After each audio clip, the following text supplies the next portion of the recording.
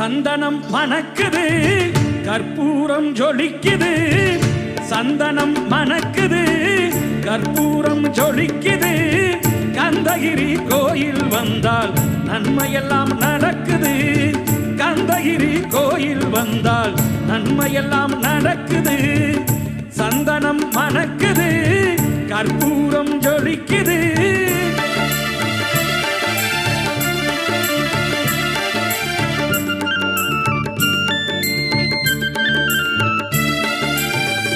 நித்தமும் பாலிலே